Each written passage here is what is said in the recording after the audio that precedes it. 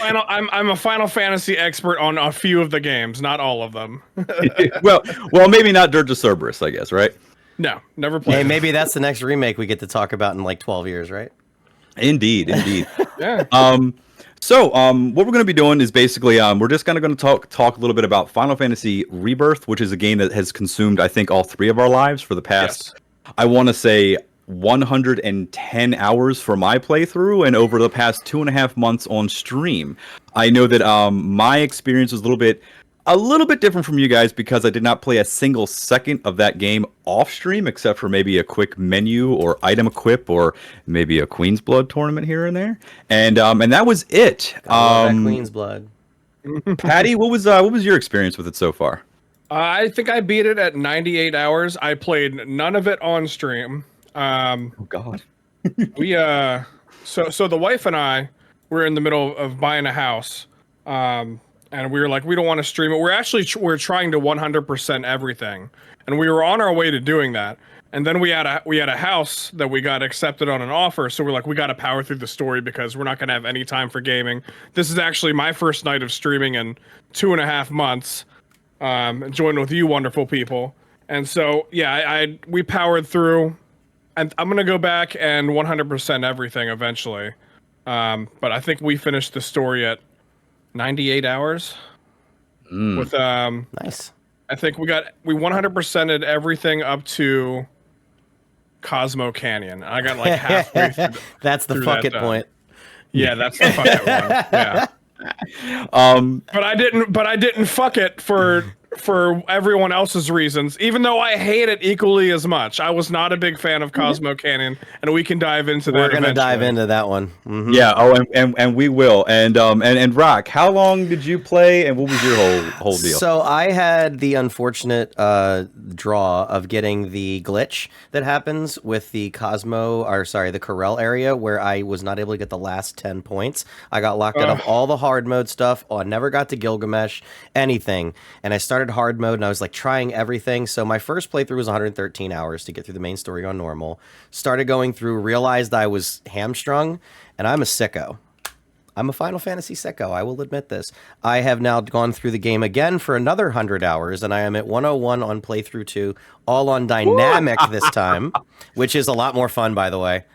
Dynamic just makes fights longer and a lot more epic, and certain ones will catch you. But yeah, no, I'm at can't stop, won't stop. Finally broke through, and it's kind of like we're all at the same point again. I just have to finish the story on playthrough 2. But yeah. Amazing. That one was 100.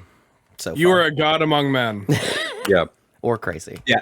And see, my experience overall has been, obviously, I mean, I just, it's all recorded and it's all presented on a stream. So that's kind of a thing where if I say, hey, I spent 100 hours on this, yeah, it's all there. You can pull up the record, which is a little weird to say. And yeah, I guess my experience is a little bit like strange because I spoke with you, Rock, about this a little bit. When Final Fantasy Remake first came out, I mean, obviously we're all, hype about the game. We want to see the game, what's going to happen, yada, yada. And I was fully able to kind of indulge in that and kind of go, hey, I want to really sit down. It's just me. I can pause the game. I can go, go to the bathroom, go grab some food, whatever it is. Stare at that sword for like 2 hours before you stop playing kind of because my heart... Yeah, I can park Cloud right in front of a reactor and get the perfect screenshot for like a half hour to make it a nice little desktop background, things like that. But that was before I became a streamer. And now that I'm a streamer, I feel like the experience is different as a streamer, which is why I think it might be the best. I know that Diaz has not finished the game yet, but he has been playing around with the idea of streaming it with full commentary, streaming it with no mic, no camera, and playing it offline. And there are parts of this game where I feel you can feel the rush of kind of pushing a little further when the story just kind of wants to grab you, or a side quest or a Queen's Blood tournament wants to kind of grab you and keep you firmly planted in an area where something big just happened and you now have to do this for about an hour or two before you can get back to the stream or back to the game. And while that may have been better if I was not streaming it. So I think that did kind of color my expectations of the game just a bit, being a streamer while doing this game. I don't know about you guys, but that's kind of how I felt about it. Yeah, I mean, you had definitely a much different experience than I did because you streamed the whole thing. We really took our time with the so-called cozy parts because There are a lot of good cozy parts. Yes, Yeah. there are. Because Jess and I played it together because she did not play. My wife's experience with this franchise, she's never played the original game. We did play remake together during the pandemic because there was nothing else to fucking do. Yeah. It's a good it was a good pandemic game. Yes, it was. Yeah, That was a hell of a year. I did kind of give her the rundown of what happens the rest of the game because we did end up watching Advent Children together. And that so she knows what happens, but she's never like seen it. So it's kind of new to her and it's kind of not, if that makes sense. I am kind of curious to know how someone who has never experienced the Final Fantasy OG reacted to how some of these story beats happen in remake and Advent, especially remake, but things like Advent Children. I'm not sure if she played like Crisis Core or at least got the footnotes on it. We did play Crisis Core with the remake for PS5 when that came out. We did play that together as well. So she's familiar with that whole story. But there are several times through remake and rebirth where she will be like, "Who is this? What is that? Why is this happening?" And there's a few of those no matter who you are. and I always just have to be like, "You'll see," and then hopefully she'll see. Like when Kate Sith pops up, and I was just about to ask. I was just about to say because that was one there of the, for us. I don't care. I'm sorry. It's all right. yeah, she's like, "What in the goddamn fuck is that?" Well, see, that's the It thing. is Like, really I out said of this on, nowhere. I said this on that you see him, Matt, and it's smack dab in the middle. Well, here's the thing. Like I said that I kind of addressed that a bit on one of my streams before I went live, and I think Rock, you were there for that, where I kind of had a realization halfway through where I said, you know what, I was kind of giving this game a lot of shit, but I kind of feel like this game really is kind of, and it sounds gatekeeping, I understand, but it does kind of feel like this game was made for the people that were in our generation that experienced the OG. Now, I mean, whether you were there in '97 and you experienced it day one, or you experienced it before this, I don't know, but it does kind of feel like a lot of the stuff in there is a nod to the fans. I mean, let's just be honest. The entire remake trilogy now is fan service for all of us. They did not have to do this. They did not have to make this. They did not have to bring Nomura and Katase and everybody else, back onto this project. I mean, it really wasn't even done in-house by Square in the first place. It was done by, I can't remember the other studio's name, but they brought it in-house with Square. And it does kind of feel like it was, tailor-made for people who were fans of the OG.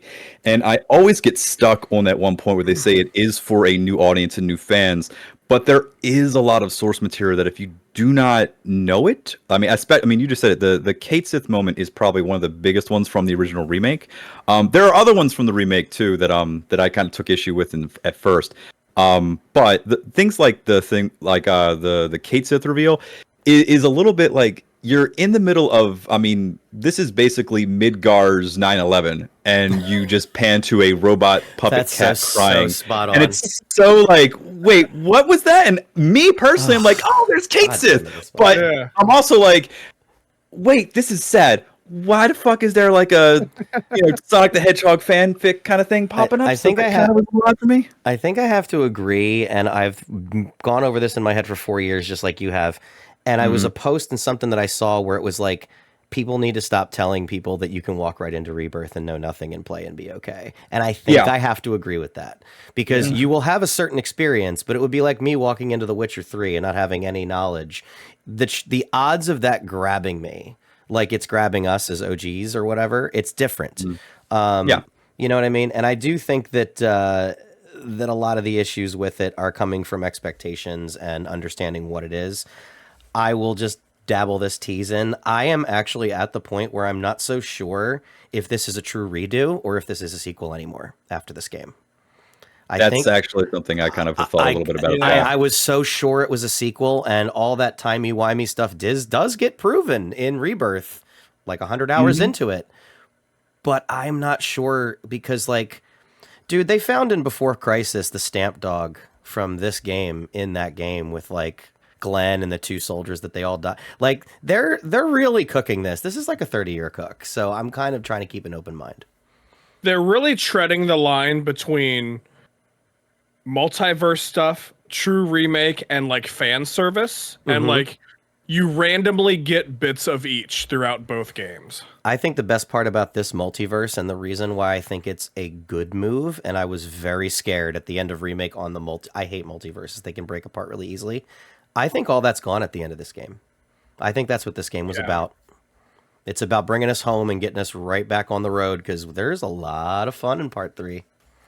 Well, let me ask you guys this, because I would like to talk about like I'd like to talk about all of it equally, but I would like to talk about some of the good stuff. Yeah. But here's the thing: when it comes to multiverses, you bring up a good point, and I'm glad that you said it first. I have said on my stream before that I suffer from stage 4 cynicism, where I have a very coal-ridden black heart of like the things that I've seen so many things from my childhood die a death, and so one of the things that I really cannot stand is when I see multiverse for plot convenience or time travel for plot convenience, because I really feel that it always runs into the same thing. And I know I kind of want to like save this a little bit more for like the end, but I will say this: the reason why I do not like multiverse stuff is because it always gets to the same conclusion.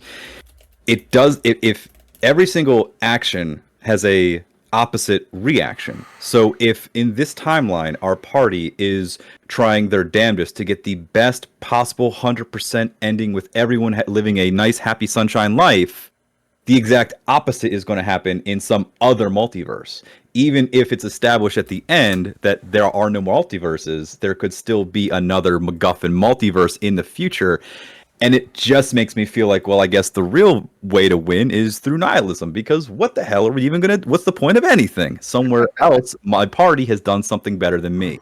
That's why, like, whenever a multiverse or time travel plot gets involved, it has to be handled very, very, very meticulously, or else, and even still, it can get fucked. So I know it's in good hands. But at the end of this, I'm still asking, well, that was 4 years ago. I had questions, and there are some more questions instead of answers. And I'm like, so for again, not trying to steer towards the negative too much. Yeah. But the multiverses thing is kind of a sticking point for me. I can throw a little hope in there. And I think that it's reading between the lines of what we saw in Rebirth, because I agree with you. They're dancing on a dangerous line, a really dangerous line. Yeah. But we have all pretty much, I think the 3 of us probably on some level acknowledge the existence of multiple Sephiroths, which then the developers came out and actually said this Sephiroth transcends time and space.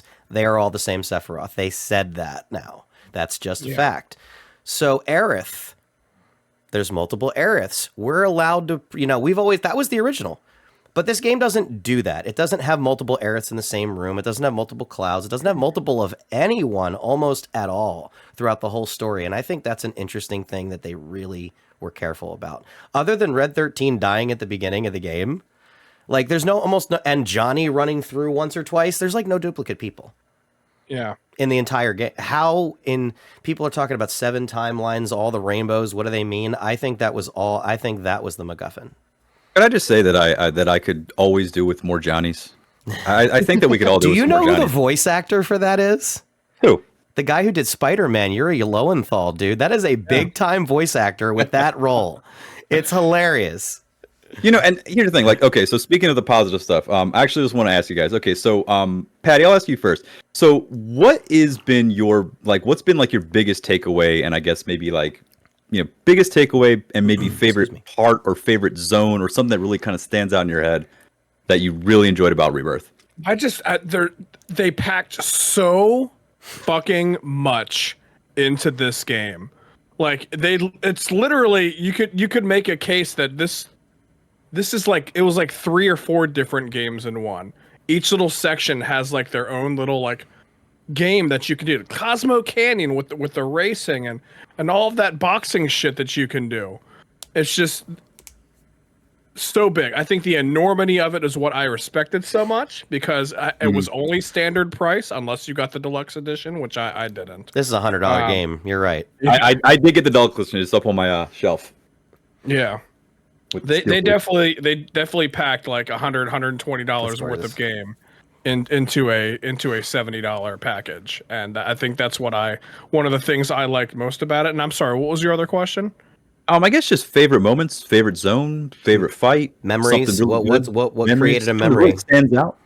Favorite moments? I mean, I guess we could say the end, but we'll kind of dive into that later. Well, That's what we were all leading towards, right? oh yeah, of course. We can theory craft the ending, of course. Yes. But see, that's the thing. My other favorite moment was the thing before the end, where everybody has their trials. The trials I loved so much, and they got so much, especially Aerith's trial. Oh my gosh. Yeah, you saw me almost cry. Yeah, almost cry. You got a little bit thick-eyed there. That's not a normal thing with this guy. Well, that's the thing. It strikes me in the heart because whenever it's like anything with kid shit, that's what kind of breaks me. That's actually what kind of made me feel a little more respect for Kingdom Hearts, because I played that for the first time on the stream last year, and I was like, yeah, I don't want to see the Final Fantasy characters, and now I'm like, no, the Disney characters and hope and magic and things. And yes, I understand why this song is so synonymous with everyone who enjoyed Kingdom Hearts. So yeah, that was a good one. Rock, anything stand out to you about just like best moments and things? I mean, it could be a fight, a soundtrack. I know you're big on the music and everything like that, just like me. I'm sorry. No, go ahead. I think that there was a moment in Remake, and I'll make the analogy. The first time you step out in Chapter 3 and you get off the train and you look up at the city of Midgar is the first moment in Remake where it was like, I'm going to put my controller down and just soak it in. I think you nailed it when we talked about this off stream. I think it's the grasslands when Hollow hits. That's actually one of my favorite parts. Yeah. That was when I was already overwhelmed, and that was when I was like, holy crap. But really, it's hard for me to pinpoint specific moment in this game, because this moment is like, it's like getting hit over the head over and over and over and over again with some of the best joy that you didn't know you wanted. Yes. It's like the biggest bloomin' onion in the world that you are just peeling back a layer at a time, and then you get to Chapter 12 and you get the tiny Bronco and you realize it's all been a connected world from day one. And I actually spoiled myself by finding the port in the grasslands because I'm an exploring crazy person, and I'm like, there's a port in the grasslands? You sons of bitches. And not knowing what that was going to look like, but yeah, no, it was just the joy of the characters. Like, what character caught me in this game by surprise that I actually came to finally like is the Shinra middle manager. Strangely enough, he is an endearing character, and when you get to the final side quest of Can't Stop, Won't Stop, you'll understand why. He is the ultimate party animal, and he's just like dancing in there as you're trying to beat his high scores in the Gold Saucer. It's just like, how did you make me like that asshole? Like, other than Kyrie, who's irredeemable, and they left her behind on the boat. That's another favorite moment. Kyrie getting left on the dock. I'll say that. I could do without Kyrie for the next one, I hated honestly. her so much. And I'll just say from a mechanical standpoint, I'll leave it at this: the glow up that combat got in this game is un-effing believable, because you can literally mash square and it's still more deep than Remake was. Yeah, like it was already good, and then they took what the small little things that not necessarily didn't work in Remake, but maybe were kind of an annoyance. Mm-hmm. And they fixed all of that. Yep. Yeah. Like, and there's hidden mechanics, dude. Like this, we talked about the Cloud hidden mechanics. He has an air dash. He has all the distance. He's literally the full character, and they only teach you half of it. Mm-hmm. Yeah. I like that. There's hidden stuff in this game. Not enough, but still. Anyway. Yeah, there's also like the Kate Sith iframes, where if you get that's a big exploit right there. I don't know if they'll patch that, but it seems more like a feature to me. I actually think it's a feature. That's awesome. Plus, also, you only get Kate Sith for, I think, he shows up for the final battle, and I mean 12 and 14 are like the most important chapters. You don't even have most of chapter 13. And that's the thing. When it comes to for me, I think when it comes to just what my biggest takeaway for this game is, I really feel like, when the game is cooking, when you have so this game does something incredibly well that I have not seen in a lot of games, especially like recent games. There's a lot of games where I'm going, this is like, mid to bad to good, or this is like really good all the way through, or this is just trash. And it's one of the reasons why, like, I have like a little bit of issues with some of the things with, and we'll get to that later with, like, plot and things like that. But the game is so good, and I cannot believe how good it is when all the cylinders are firing. When it is a major story piece with the party that you have equipped that you know intimately how to use. And it has a it borrows from like 3 or 4 different music pieces from the OG with its own unique flair, and the party is talking and communicating with each other. You take the lead. You go get him. I'll stop him, asshole. All that stuff, and switching back and forth. It's really some of the most fun I've had in a game in a long time. That is probably my biggest takeaway, other than when you first get the tiny Bronco, and I had that realization on stream, and I couldn't believe it. I was where so I'm happy driving, I it's like, saw that. Wait I a wanted minute. to see that for I can 100 leave hours. from this coast and go to Junin, and then wait a minute, there's Fort Condor, and holy fucking shit, there's a moment where I'm in the tiny Bronco and I look up at Junin and I see the high wind, and I'm like, we're like this close. I did that We're the other like day this because you close. told me I can that. like close my eyes for a second and go, I'm flying the high wind right now, and I have the full map right here at my disposal. I'm going very slow and I'm in the water, but it's like right there. Like, those are the 2 biggest takeaways from the game. Besides like the story and other things, that is the thing that I always that my biggest takeaway from Remake and from Rebirth is that when it's the story, the combat, everyone's in sync, the synergy skills, all that stuff, and the music is propelling the narrative as well, is some of the coolest shit that I think only people, I'm not saying only people, but people like me who love the original of 27 years ago when I played it when it first dropped, hearing those tracks and melodies hit my ears and go, oh, Every Genova theme. they're trying to tell me something with this track. Why are they playing Temple of the Ancients right now during this scene? Why are they playing Forgotten City during this scene? Why is Gungaga's theme got this flourish? Which Yep. Gungaga's Hey, Prolokar, I'm going to cut you off one. for just 1 second. Just want to say a shout out to Scrags. Thank you very much for subscribing. They've been subscribed for 19 months in a row. Welcome back, my friend.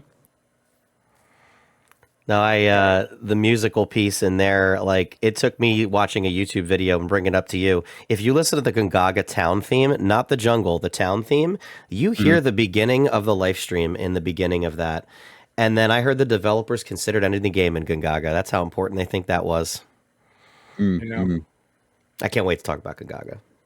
So okay, so let's talk about some of the zones here. I guess when it comes to some of the stuff that you guys have been doing, one of the things that we brought up right before, and I wanted to address it before we get to the zones, is for combat and parties. What did you guys? Who did you guys end up using, and what kind of unique strategies did you start with and then end with? Because for me, I found that you can just mash square a lot in some of the early battles, but right around the time when you get out of the grasslands through the mithril cave, you need to start modifying your strategy, which I found that it's kind of cool to make characters do things they normally wouldn't. Like if you actually gear Cloud more as a mage instead and start casting Aerith's wards on him, that can be a big one.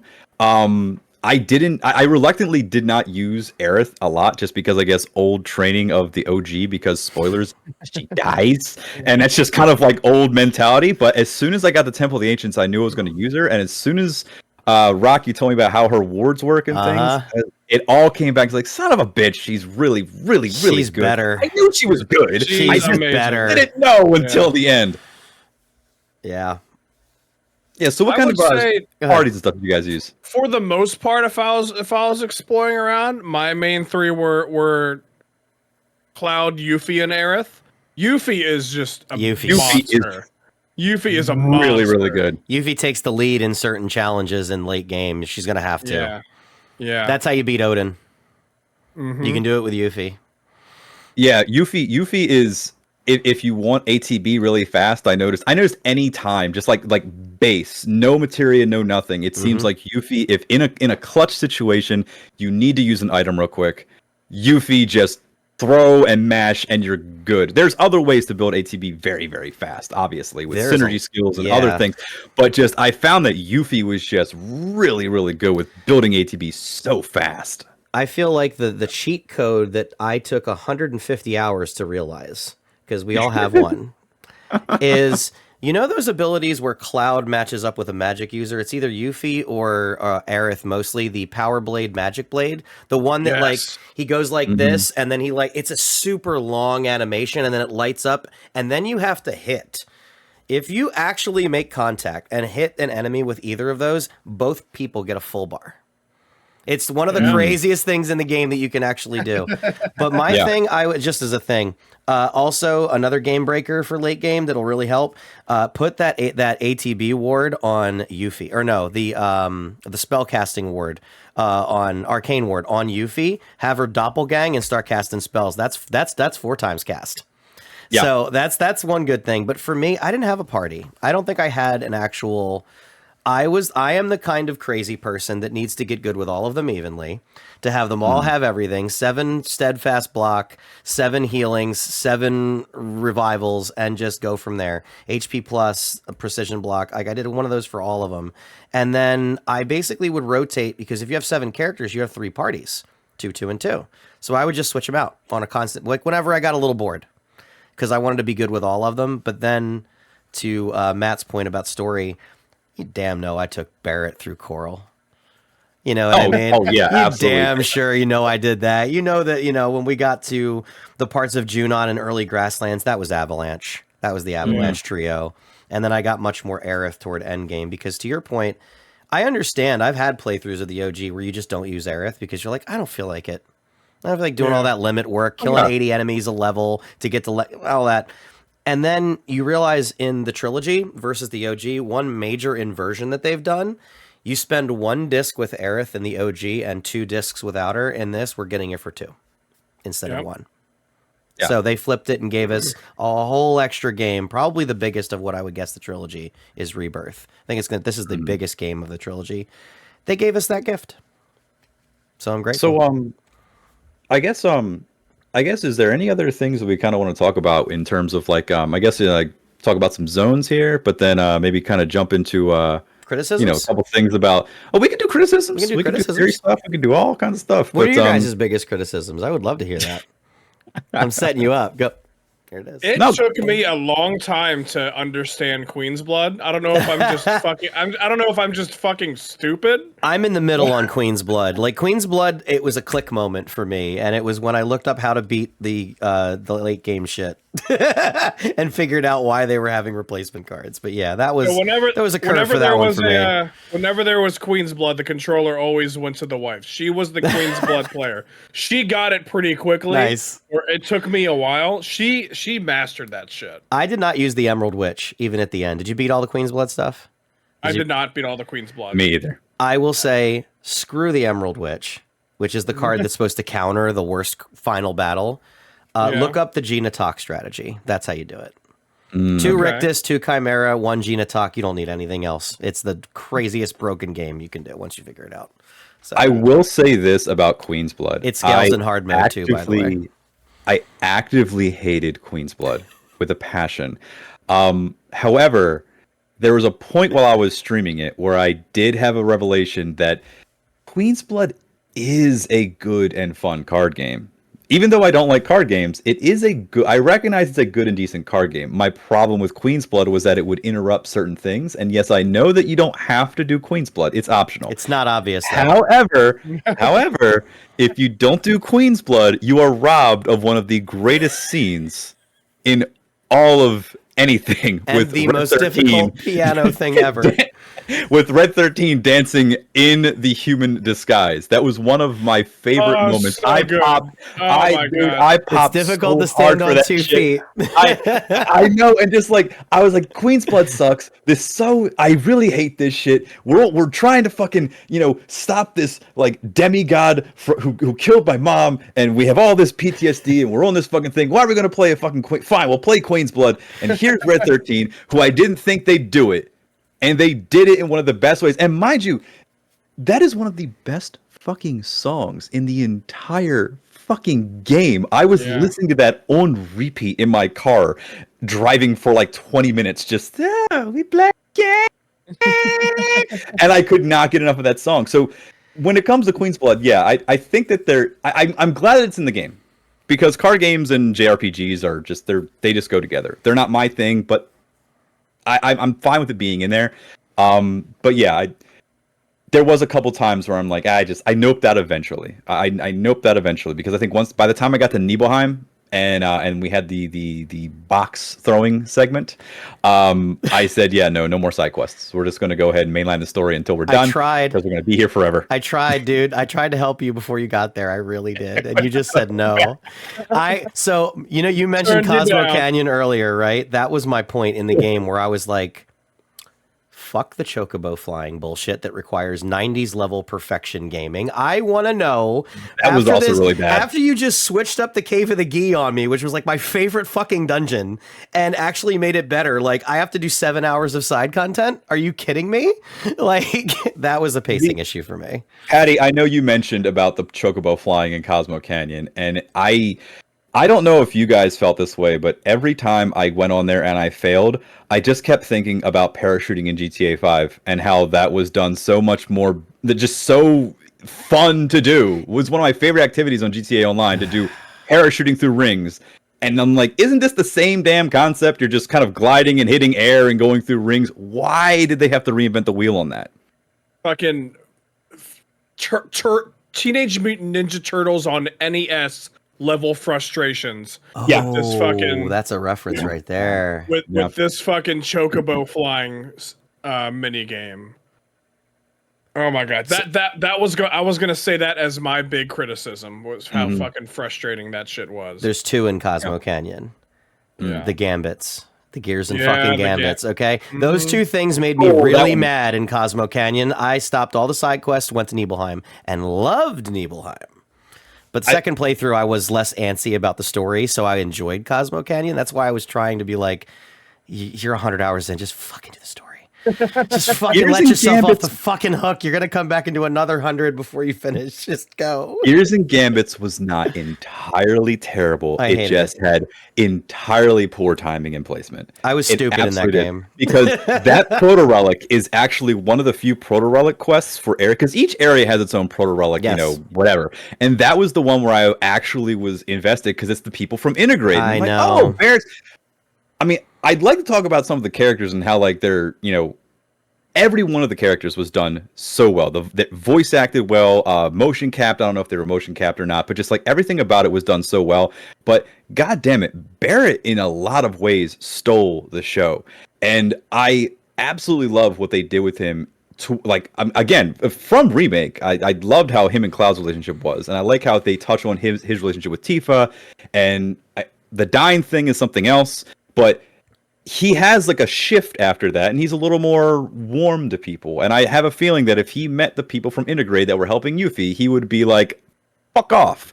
That was a cool moment where he's like, it's okay.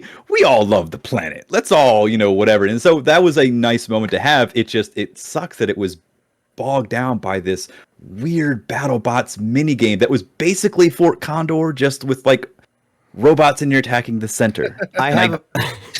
I have a very stupid criticism and a self-admitted dope moment why I really hate Queen's the Gears and Gambits. When they come across the screen, they have a little lightning bolt on them. I did not realize they're telling you what to hit it with. You know what I was doing? I saw lightning and I'm like, chart, cool. I'm supposed to use this one on the lightning. It's not working. What the fuck is this game? Like, I want to know what the hell's going on with the Temple of the Ancients. You know what I mean? Like, what's going on? So, I immediately looked up a guide and just brute forced it through a guide. Did that afterwards. Y'all hated it so much. Did you guys ever use motion sensors for any of the games that lets you do it? I failed more often than not if I accidentally clicked that button in every fucking scenario. That shit I tried it on me. the Cosmo Chocobos and just to do it. I tried it on the gun game in the fucking Costa del Sol and it made me worse.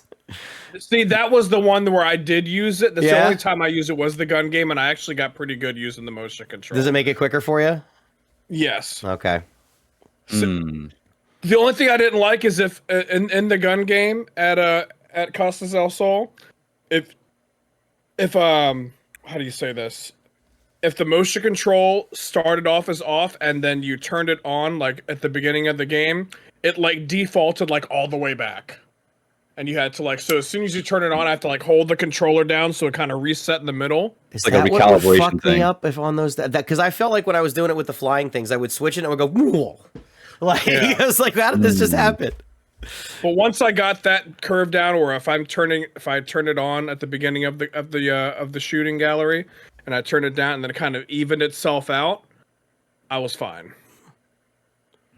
So to your original question, like, you got me thinking about, like, what were my favorite NPC side story. There's so much content with story in the side quests in this game. It's actually absurd. There's another game in the side quests. Yeah. I really liked Cissnei. Oh, I really absolutely. like what they did with Cissnei in this game. And Cissnei is absolutely the girl you should never date. Do not fall for this one. But she's awesome. And her messing up in the kitchen and casting fire on her stove made me laugh. And right before that, Yuffie singing the song about the materia, like, I'm like, those are the moments this game destroys me. You know what I mean? I am so bored. I am so bored. Yeah. Oh, I love it. And then we get to Cosmo Canyon, Chocobo, I'm on a Chocobo. And it's like, Chocobo. Oh, it's so great. and to your Barrett point, I love that you go to the temple, you go to the Cave of the Gi, and they take Cloud away from you and make Barrett go in with Red. And the rest of the game, he never calls him Red again. He's only Nanaki to Barrett. He only calls him Nanaki. It's fucking awesome. I love that so much. I love that they had like a little, like, you know, like Murtaugh and Axel Murtaugh kind of thing. They yeah, really I did do. like that. They totally do. Because that's the thing. The buddy I like comedy. I like that, you know, respect is kind of shown on screen with them, because it's like, he's not going to be like, Red, I now really like you and we're really cool and that was some cool shit. No, it's just subtle things where if you blink you missed it, but it's there. It's a lot of stuff like that. Like one thing that I kept seeing is the developing relationship between Yuffie and Barrett that plays out in the background. It's so great, because at first he really is legitimately like, I fucking in love the middle that way, so he's much. like, and then towards the end, he's like, all right, whatever it is, and whatever it is, and blah blah. And they're just playing or things like that. Like, I love little tiny flourishes like that. That stuff is always going to be good for me. Endless character there with stuff like that. So, I was thinking about this the other day, and I noticed that, because you had mentioned a few minutes ago how Barrett kind of had that turn, where he wasn't so hard, and he kind of turned. He kind of did that once Sector 7 went down, and his daughter went to Elmira, and she kind of had that sense of safety. That's kind of where you saw that turn happen. Like, they did a good job in kind of towing that line. And I didn't notice that until a little while ago. I was like, oh, that's kind of when Barrett kind of did that weird baby face kind of thing. So you talk about the integrate people with those side quests and those Protogorilla quests in Cosmo. It's actually not what I thought you were going to say. I think the Jesse Biggs and Wedge stuff with the Cosmo Salt almost made me cry, because it surprised me in a great way. You want to know why I didn't mention that one? You want to know why I didn't mention that one? And it's not anything negative about it at all. It's because I actually thought that was part of the main story. That's how good that one was. Dude. Because that didn't feel like a side quest. That felt like essential viewing for, like, hey, because after Remake, especially when they found out that the guy who played Badger in Breaking Bad was voicing Wedge. Wedge. Yep. Everyone talks about Jesse, but like, all three of them had such personality in Remake. I mean, everyone fawned over Jesse. We don't even have to talk how so many people. I love how they handled that. I love how they handled Jesse. It was perfect. And seeing them all together with Tifa, and because that's the thing, some of the stuff that we don't talk about in at the time of the OG, I think Tifa is only 21, 22 years old. And the stuff that happened in Nibelheim was 5 years ago. I think she's younger than that, because that's what Cloud is. He's 21, but he's actually 16.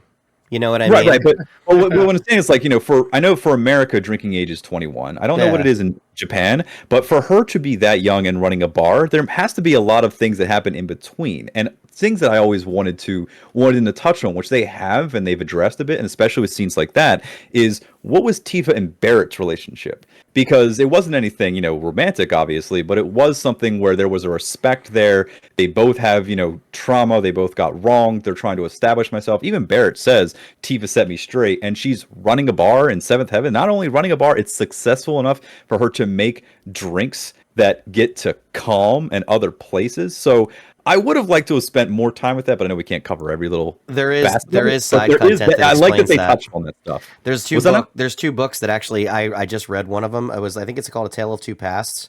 It's a book they released with about Aerith and Tifa and how they got to exactly what you're talking about. And apparently, is that any good? I've been meaning to pick that up. It's not bad. I'm a lore junkie, so I love this stuff. Yep. But it basically, in a very loose way, explains that she got into the whole Seventh Heaven business through Marl, the woman that you meet that gets you the apartments in Remake.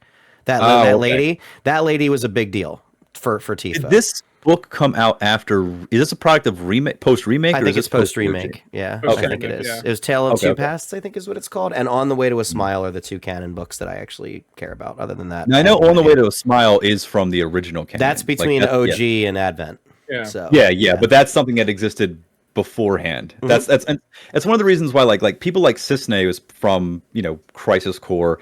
I think Kyrie was from one of the books as well, but that was Kyrie. All like yeah. I know, but like it's weird they pulled characters from there and brought them. I mean, do you remember in Remake when that dude runs up to you and says, "Cloud, I'm gonna go get Kunsel," and you're like, "Yeah," run. And they had a reference, and then they just leave emails from Crisis Core. Like you're really gonna reference Kunsel's emails? Like wow, so that was really pretty cool. Deep. It's a pretty deep cut.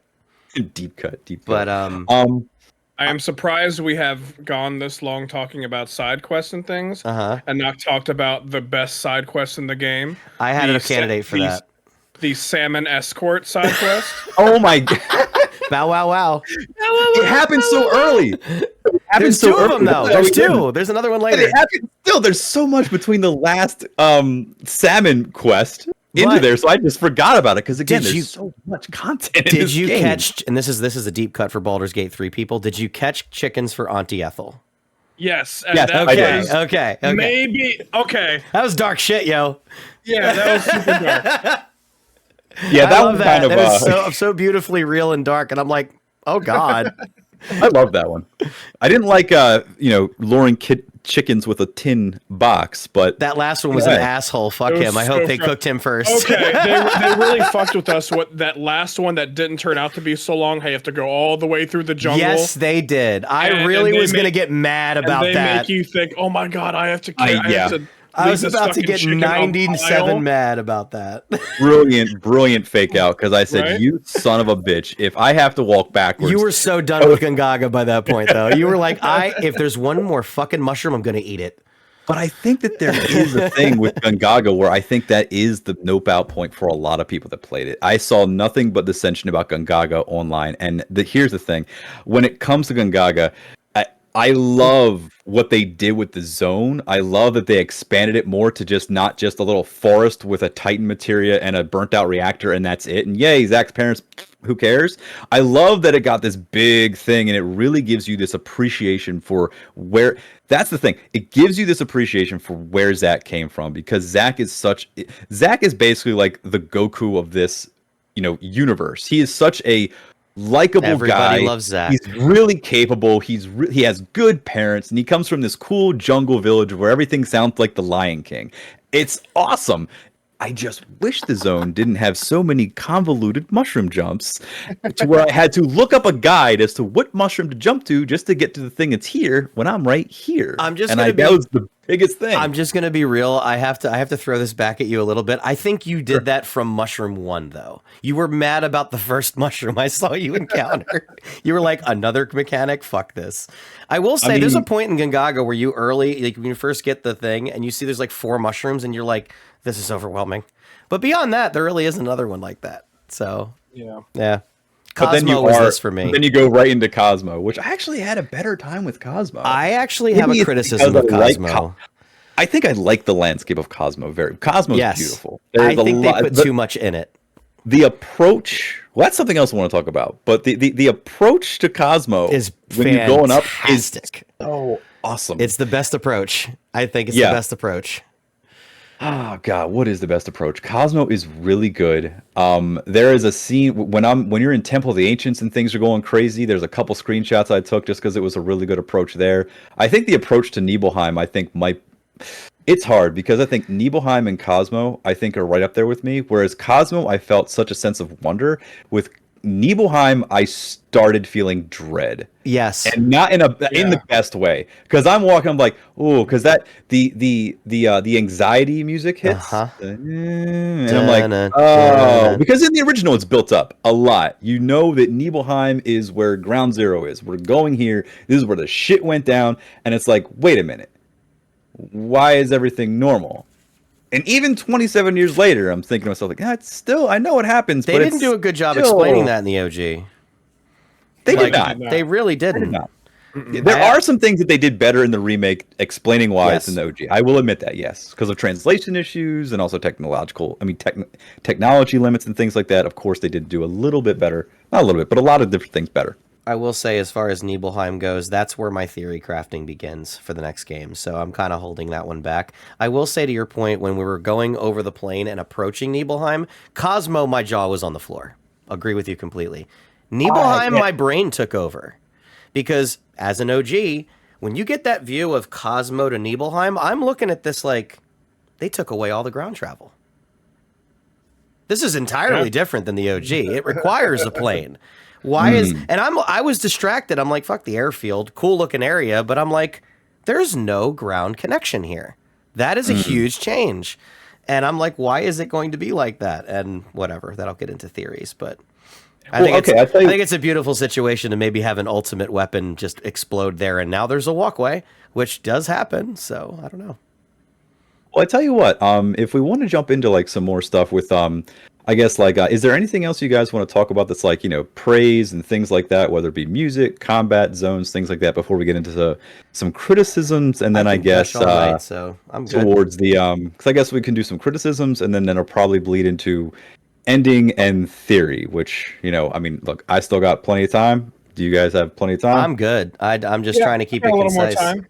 Okay. What's your biggest criticisms then, if you had to say one? Like the biggest thing that bothers you? Is there any last good positive things you want to say before we get into this? My favorite region was Corel and Costa del Sol. That was Corel was really good. I'm a beach guy. I like how it like split. I like how it like split up into two. But yeah, that was my shit. I loved it so much. It was beautiful. Well done. Yeah. All right, so I'm going to ask you guys a question, which is one of my first criticisms, but it's kind of one of those things where I guess I have to wait and see, but I'm a little disappointed. What did you guys think of Sid? I will let you go first. Unless you want me to. No, you go first. Sid threw me off. I'm going to be real with you. When I saw the trailer and I saw just the clip of Sid going, I want to help, I'm like, that's Sephiroth, that's not fucking Sid. You know what I mean? Like, when I first saw that, I was like, nah, that's not Sid. And when I met him in the game, I was kind of like, all right, this is kind of clever. This kind of makes sense. We're getting him before Vincent. That's a little weird. And then when they got the Aerith story, it makes sense to me now. They are Top Gunning Sid. He is a Top Gun pilot who used to work. I imagine he was an 18-year-old maverick when he was going through the halls of Shinra, when he ran into that family, and there was a connection where he felt empathy. Maybe he knew them a little bit. I don't think it goes beyond that. But you'll have to remind me. Was the Aerith and was the Aerith connection there in the OG game? No, I don't remember. I don't think it was at all. Okay. I think they're doing that to set up why he's gonna take out his thing and join the party physically in the third game, is because of Aerith's death. He's going to feel obligated. But anyway, no, like my whole thing with him is when the developers talked about it, I didn't understand why Sid was changed. Other than we don't want to make him a cursing, cigarette smoking, 90s, you know, throwing insults around women, saying, fuck you, Shira. Like, that's probably not a great glow up for 2024, to be real. Yeah. But when you realize the developers were 28 when they wrote this game, and an old man to them was 32-year-old Sid Hidewind, and then they come back for the remake project, and they're 40, 50 years old, and they're like, my definition of an old man has changed. We need to rewrite what a 32-year-old is like. I think that's why it got changed. I think it was a perspective on the writers, having the reality that they're like, we can make this character better. Yeah. That's my take. Yeah, it was a very somewhat cruel original version of Sid that you got in the OG game. I like the connection to Aerith, and I completely agree with you. I think that's going to kind of give him purpose. I hope we get to Rocket Town very early in the next game, and like Shinra shows up and Sid says, "You know what? I've had enough," and just pulls out a staff, and like that's his moment to be like, "Ding! Sid has joined your party." I think we're gonna get something like that early on to give us. I kind of wish we got a little more. Like maybe he joined the fighting a little bit, kind of like Red. We all wanted Vincent and Sid. We all wanted a Sid. Yeah. How we're not getting Vincent DLC is bad planning. Vincent too, yeah. It's bad planning. Vincent could have easily shot a gun in the background. He did, depending on which side quest you go through. But yeah, no, I hear you. Sid Highwind, more like Sid Midwind, am I right? I think Sid's going to get bigger moments I think Sid and Vincent are going to be big features in part 3. This is my problem with Sid. And I take a little bit more of a different stance because my 3 favorite characters are Tifa, Nanaki, and Sid. They are my 3 favorites. Even though I primarily run Team Avalanche in all my playthroughs, I do love Sid because I feel like everything you said is correct. Where like, yeah, in 2024 you can't have him, being like, fuck you, Shira, and where's my goddamn tea? Toxic masculinity incarnate. Like you can't do it. Or can you? And that's this whole arc. They could put him that way, and he kind of see. That's the thing. I agree. I like where you're going. Go ahead. I like the idea of some of my favorite characters in fiction are assholes that are redeemed in some sort of way, or they have some sort of turn. Look at Barrett. Barrett is a loudmouth, stereotypical, just kind of like, which rah, rah, rah, rah.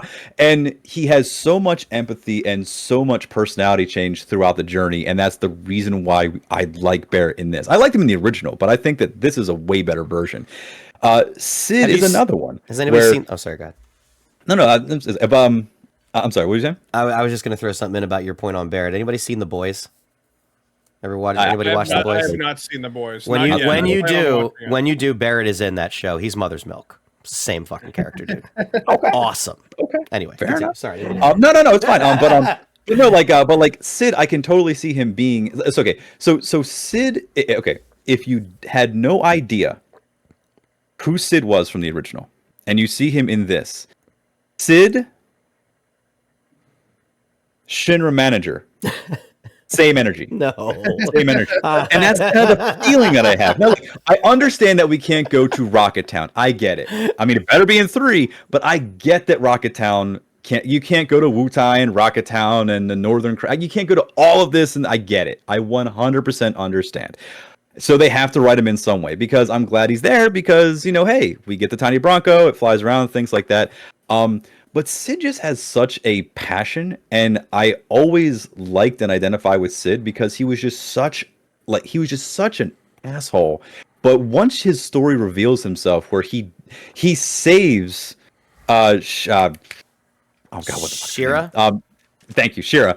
In the failed rocket attempt. So it's like the Rocket Town is a living testament to not his failure. It exists as a failure to his attempt to be an astronaut, but it's also like a living tome to his humanity of what he would do to save someone. And that's just it. Like you get to Rocket Town, you see this monument of like, what the fuck is that? And it's like that's what Sid will do for somebody. He will completely just neglect his entire plan just to save one life. And it feels like there's a glimmer of it when he talks about Aerith's mom, but in the remake, he is just the point A to point B go-to guy, and he doesn't even try to lift a finger to fight or help or do anything, and it just feels like that's not the Sid that I know. Just being the guy that brings you back and forth.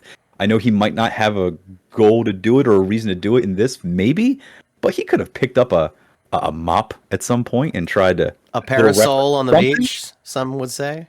But that's the thing. That was one of the things that I saw about Sid. Where I was like, you could have done just maybe something or not include him. I don't know.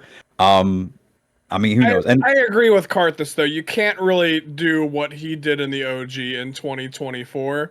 But I feel like if they just toned him down as like an asshole with heart, that would just be another Barrett. I would And be I don't fine. think they wanted He's to too do like that. Barrett So, in that. Yeah, Yeah. absolutely. so him taking a backseat as just a transportation service, in hindsight, will probably fit him well in this game. And now they're gonna have some time to figure out what exactly they're gonna do with him in Reunion or whatever the fuck the third game is called. But you're exactly Yeah. right, Car. He could just that could be his story arc and trying to avenge Aerith. What if I just had a thought. What if we're getting it in reverse? What if they're just flipping Sid's story? What if we just haven't seen the Shira incident yet? It's possible. What if that actually is part of the beginning of the game and he has to, you find a way to make that Shinra's fault, in the story to where that he says F you to Shinra and steals that high wind. And that's Sid's moment at the beginning of this game. Because that's all got to happen still. Yeah. And they need Sid for that. So, Okay. I don't know. So another point I want to bring up is how did you guys feel about Calm? Because I had a bit of a and not just with Calm, with all the towns. So when you first get to Calm, how do you compare the vibe and the tone of Calm versus Calm in the original? Massive glow up. Yeah, I it's mean, definitely a glow up. It feels like a real I town. So here's the thing that kind of got me about it. And maybe it's just me, but it felt like Calm was Midgar outside. It felt like in the original, Calm was a bit of this like remote town that was a bit away from Midgar, away from this disgusting industrialized city, and it was a very small town. In the original, they said that they didn't travel the roads because the radiation and whatever from the Mako from Midgar was mutating monsters, and monsters were getting out and roaming around, so they were just in their nice little quiet town. And Calm felt like the perfect place to get together with your friends, get a room, and tell a story about what happened to you 5 years ago. And the Calm in this, if you walk through the town next time, give a listen. It is the biggest cacophony of noise from all of the NPCs talking about their beach town, their resort stuff, getting a latte, what performance. And that's kind of a prevailing theme in all of it. I get it for Calm, maybe, but when I was in Cosmo Canyon, and Cosmo Canyon was a bit of a resort town, that was a little bit like, this is supposed to be a place where people commune. It's like Burning Man at the very most. Like, it's not like this big thing where everyone comes here. They talked about Cosmo in the original with Avalanche, like, oh man, I'd love to go there someday. Like, yeah, but then these 500 motherfuckers had tickets like last year, so you didn't book your flight, Barrett. That's kind of how it felt to me, that a lot of the towns felt like it was exactly like Midgar, just with a different set piece. And a lot of them looked really good. Like Calm looked really good, but I mean, we have a band playing in Corel Prison. Like it's a little bit of a different tone that it sets, where it feels like sometimes the developers didn't allow you to breathe in the area for certain things. Other things they did a great job, but for the town, it does feel like, especially with Calm, like this doesn't feel like the place I'm going to get together with people and tell a really touching story when these motherfuckers are talking about their fucking lattes right outside my window and playing saxophones and shit. Like it just felt a little busy for my taste. Calm always kind of felt like a medieval Game of Thrones-ish type castle with a giant city built inside of it. Outside of the industrial place. Yep, that's exactly what I'm. Huh. That's interesting. I think that may be what they've always wanted Calm to be, but hardware limitations, obviously they couldn't make it that big in the OG. That's kind of how I felt about it. Yeah. And the quiet approach is good, and the resort is good as well. It's just that Calm existed in the original of put yourself in 97, you're just getting out of Midgar, you think that's kind of like the end of the game. I mean, for a lot of the casual people, they think Midgar's the end of the game.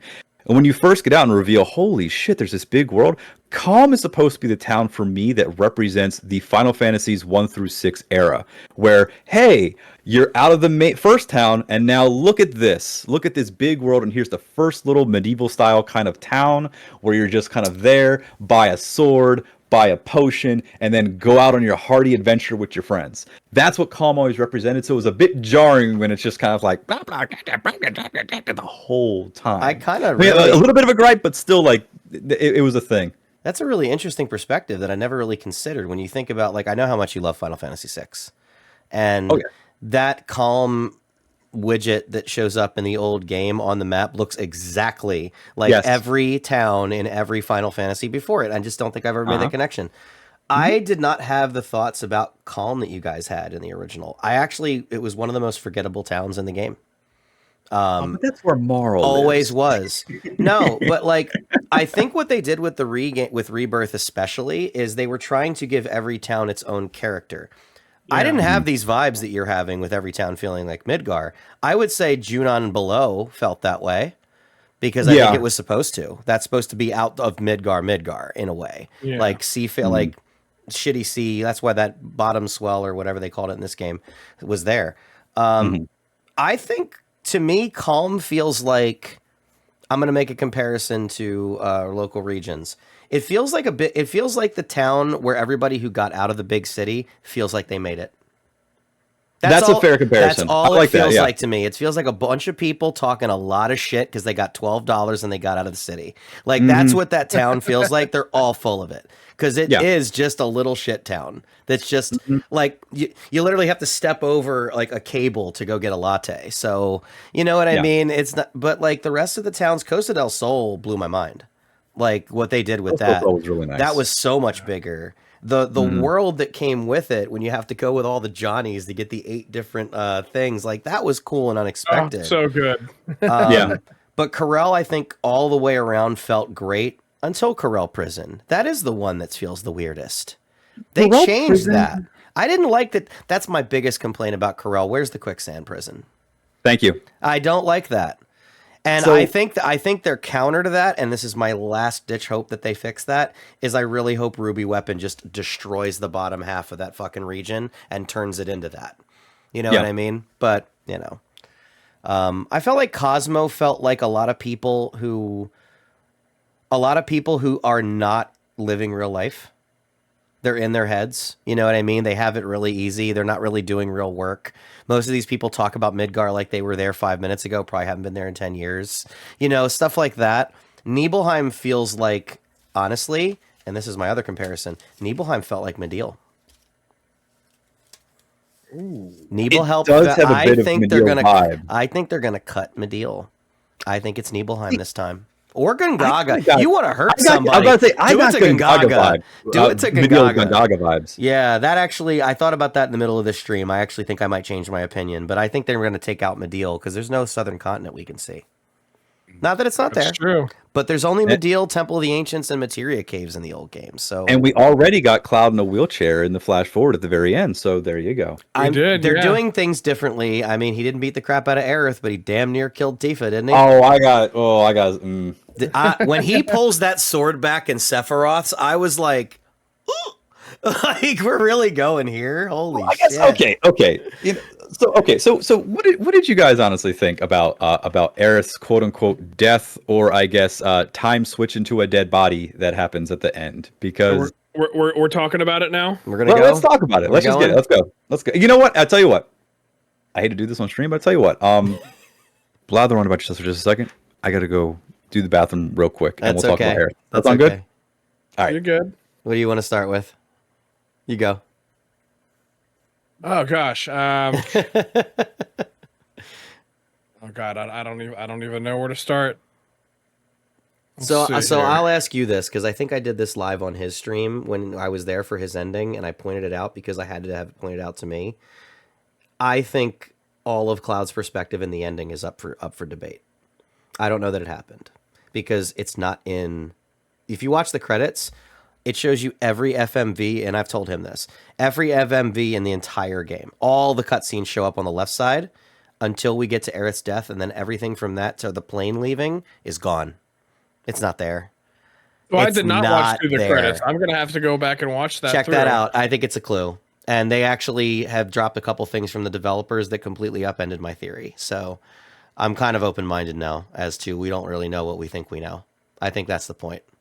What do you think the third game's going to be called? Do you think it's going to be a Reunion? No, never. Not a chance. No, the developers came out and said they wanted Rebirth to be called Reunion, and they said they couldn't do it because they did it with Crisis Core. So that's interesting to me. They wanted this game to be called Reunion, and they said they considered ending it in Gungaga. Think about that. Think about that wildness of losing, like having Aerith go in. I want to talk about Tifa in the live stream. I think that's so important too. Oh, absolutely. I think that's the most important scene in the entire game. Yeah, absolutely. That whole sequence with her inside of the big weapon. Yep. Oh my goodness. Who do you think? So, go ahead. Go ahead then. Go Which ahead. About Tifa, because I got some thoughts on this too. So go ahead. I think they did this extremely purposefully, and I think that entire scene being as important to the developers as they've said it is such a clue. This is the first time we did, like, I've watched other streamers and they were like, "Oh, this is what it's going to look like. We're in the submarine." You're missing the boat. That's the live stream. That is not underwater. Yeah. That is the live stream. And we just got to see the struggle between the planet and Sephiroth, like actually tangible. But I think it goes one step further than that. If you read the Livestream White, Livestream Black, and they've said they're bringing the whole compilation together, White Whispers are Aerith, and Black Whispers are Sephiroth. I'm talking Livestream Aerith. And I think that those two brand new weapons are her.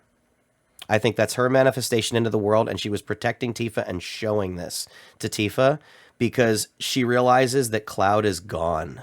Sephiroth doubled down on Cloud in this game. And I think that Aerith realizes she needs her best friend Tifa to win this. Because the real hero, in my opinion, of OG FF7 is actually Tifa. Yeah. She's the one that keeps all the train. She's the one that keeps the train running the whole damn game. She does it for Barrett early and Cloud late. Yep. Save Cloud. And here's the best part about the ending and why I don't trust the ending from Cloud's perspective. Tifa doesn't say a word. The moment Aerith dies until the end of the game, you'd hear no dialogue from Tifa. Yeah, because he doesn't want to hear it. I don't know. But anyway. Well, except for when you're in combat and you switch to her and she's like, I mean that does happen. Yeah, but no, I think that we're being lied to in the end of this game. I think Aerith is absolutely dead. Yes, and I'm actually concerned that Sephiroth killed her. I'm wondering if Livestream Aerith is still alive. Like, I don't know how hard they're going to go here. I think she's still probably going to be alive, but yeah. I think a version of her is still going to be alive and kind of like what we saw at the end there as like part of Cloud's subconscious. Like maybe he's the only one that's going to be able to see her. Well, I think that's the perfect opportunity to mention the fact that because of the black materia, yes, we're going to be led to believe that, but I 100% guarantee you that Jenova will be using Aerith's visage in the part 3. Mm-hmm. Nice. I have a real interesting idea that I told Prolokar off stream about. So, but that's long-winded. You guys go. Well, you know, it's funny you bring up Jenova, but I do have this fear that they're going to reveal a little. Like, okay, one of the last things that I want them to do, and I really hope they don't do this, is fuck up Jenova by having her get on screen and say, "Hi, my name's Jenova, and I come from space, and this is my race." I don't want any of that. I don't think it's going to happen. In my opinion, Jenova represents. So the reason why Final Fantasy VII has been so awesome over the years is because it's like it is Star Wars meets Lord of the Rings meets The Thing meets so many different things. They do it so well, and Jenova is that cosmic horror. And one of the best, the reason why cosmic horror is so terrifying is because it does represent the unknown. And so I don't ever want to know that Jenova is, part of this big race. I don't want to know if Jenova was like a corrupted ancient. I don't know. I don't want Jenova to get on screen and tell us anything. I want Jenova to be 100% ambiguous and you don't understand it and it just gets your headcanon going. Because at the end of the day, the fear of the unknown is something that is just so primal in all of us. And I feel like that's really what Jenova represents. So if she does take the visage of Aerith, that's a cool idea, and I trust that they'll do it well. But as soon as I see that happen, I am going to be, please don't. Can I paint a picture? Even if we're already predicting that, that's going to be such a mind fuck to see. It will be. It'll be cool for the moment. I think that they have proven to me over 2 full games that they get it, and I have to give them faith at this point. So I told him, and I'll truncate this as much as possible. I don't know how they're going to start part 3. We have a working Tiny Bronco. This is not the same. I don't know what's going to happen. Something drastic and epic has to happen. And I have this wondrous idea that came to me recently, which is like, What if Cloud is so fucking far gone that he sees Aerith and says, "We got to keep going north," and Shinra catches up to you, and everything goes crazy, and Cloud just one rings it away from the rest of the fucking party, and literally goes north and does all that shit to kick off reunion, release the weapons, all that, and Cloud does that with Aerith, and that's how we get the use of Jenova to get Sephiroth to get him that black materia, because that's the last piece he needs, while the rest of the party is getting caught, maybe dealing with Wutai, Rocket Town, getting caught with the meteor. I actually think there's no more timelines, and Zack's in Midgar, and Zack's going to see Tifa and Barrett on screen about to be executed, and they'll be like, that's how we're all going to, you know what I mean? Like, I think that they're going to go really wild for the beginning to bring us all back in and keep the OG moving. So, my original thought about at the end when Sephiroth comes down with the sword, I didn't think it was going to be Cloud blocking it. I thought Zack was going to come down and block it somehow. I thought Zack was going to see it. I thought there was going to be a convergence where Zack was going to get there. And I'm a dark storyteller, apparently. I'm a sicko in my brain writing stories. I always wondered if Cloud was going to be the one to do it this time, because we always remember that like struggle. I did think about that. Struggle. That's what I thought. What if Cloud does it and Zack sees it? Like, you want to fuck the third game up? That's the way to do it. But they didn't go that way. I mean, that's kind of the thing. Like, I don't want Cloud. So Cloud throughout this does some pretty irredeemable will be a boss. Shit. Cloud's gonna be a boss. He does some pretty egregious shit. I mean, he kills a lot of innocent people and then goes, "Oh, I had a headache," and the party just kind of waves it off. But he full on like just does not need to eviscerate the Shinra troopers. No one from Avalanche can say anything because they killed how many people in 2 reactors? Yeah, but that was an accident in this one. That was very purposeful. But that's the thing. It's like, okay, so Cloud does this stuff. It would not be out of line for him to have killed Aerith in this one. But see, that's one of the reasons why. And I know that, again, you talk about having a sick mind, but I like seeing conflict and conflict resolution. And I love the idea in the original that you have this. I mean, Aerith isn't perfect, but I guess no human is perfect. That's kind of the whole metaphor. But Aerith is like probably one of the most important, if not the most important person on the planet. And she's so nice to everyone. Yeah. And for Cloud to just go, I'm going to start beating the shit out of you in the Temple of the Ancients. Are you done talking yet? I was like, are you done talking, Aerith? Like that one was that whole like, I was like, what the fuck? And I was really hoping for them to just have that not violence on women in film, of course, but just like that was a very poignant moment of like, oh shit, Sephiroth's will is so much stronger than Cloud's, because Cloud doesn't even know who he is anymore, that he can just influence Cloud to do something this fucked up, to just start beating the fuck out of Aerith. And then the next time, and that's the thing, Cloud doesn't see her again in the OG. The last time, I don't know if he's conscious during it. I mean, that would be horrible if it's like, I can't control my fists and I'm beating this person, that's my waifu. But the last time he sees her, and then she runs away, she appears in a vision, and the last time she sees him, she looks up and smiles, and then... That's true. And that's something that always kind of stuck with me from the OG as well, which is one of the reasons why I did want to bring up the whole Aerith death scene, because, I don't know, it's the most iconic scene in almost all of video gaming from back in those days. Everyone knows that scene. And the fact that they didn't show it, and I don't think there's an excuse for it, because they could have said, okay, we're not going to have him have the full-on impale, maybe cut to this scene. We're going to get it. That's the thing. They might save it for the third one where they actually show, Cloud, I'll bet you money. This is what really happened. Like, because that's what Cloud sees. In the third one, it could be, no, this is that scene that you saw, and it could be something that they're cooking. So I'm holding off, but it is still a weird thing to go. You have that happen, and in the OG, it's so heartbreaking. And I mean, the theme of the OG is loss, dealing with grief, dealing with loss. It's written because what is it? Katase's mother died. I can't remember whose mother died, but like, that's the whole theme of Final Fantasy VII is it's loss and dealing with grief and dealing with these things and moving on and rebuilding. And when that happens, it's not, you don't just see it in the faces of your party. Like, you know, Red 13 tucks his tail, Yuffie bawls and cries, Kate Sis does whatever, Sid looks off like, God, what a waste. But you yourself have this loss. Whether you liked her character or not, you definitely invested time into this bitch. Yeah. And now she's gone. She's gone. And Like there's gone. nothing you can do unless you got a Game Shark code or you believe whoever was on the bus to school that day saying, hey, if you beat Emerald Weapon and cast Knights of the Round 8 times within the first 2 minutes or some bullshit, you resurrect Aerith. She's not coming back. And that always kind of stuck with you, but then it goes straight into a 6-boss gauntlet.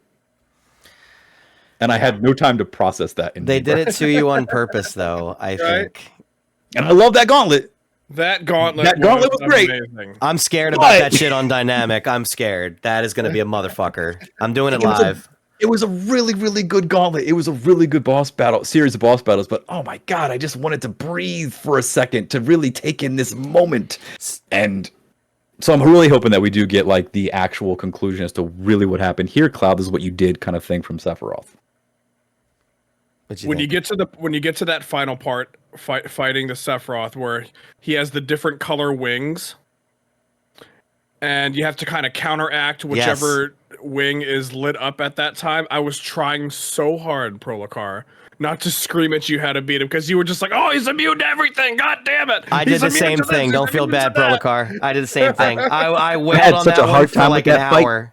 I had such a hard time with that fight. I clocked it at 1 hour and 15 minutes on stream. And the reason why is one of the dumbest things ever. Because I thought to myself, well, I don't need to equip Aerith. He did. I don't need to equip it. And you know what's fucked up? I warned you. That fight is not Cloud versus Sephiroth. No, it's not. That fight is Sephiroth versus Aerith, and Cloud's the side character. Yep. Cloud is Robin to Aerith's Batman in that fight, and it's like, son of a bitch! I don't have any protect magic. I don't have any haste magic. I don't have any good. God damn it! So I was like so pissed. I figured it out. I eventually figured it out with the help of you guys, but still. And that was a fun fight. I'm not saying it wasn't a bad. I didn't have a single bit of grief or upset in it. I wasn't mad at all. I was like, this is fun. And that's going back to positives real quick. One of the things I do love about a game is when the combat system is so good, the story's getting propelled really good. I will fight the same boss, dude. I play FromSoft games. I will fight a boss for 3 hours if it's a good fight, and like, this is fun. This is fun. And as soon as they're done, I want to do it again. And I was feeling that against the Sephiroth fight. And maybe not the Fire Dragon at Temple of the Ancients, because that was kind of a bullshit mechanic. I can't wait to see that on hard mode. The Sephiroth fight was great. Oh, God damn it. No, but like, I will say that to go back to what you had said about Aerith, I did have a thought about that.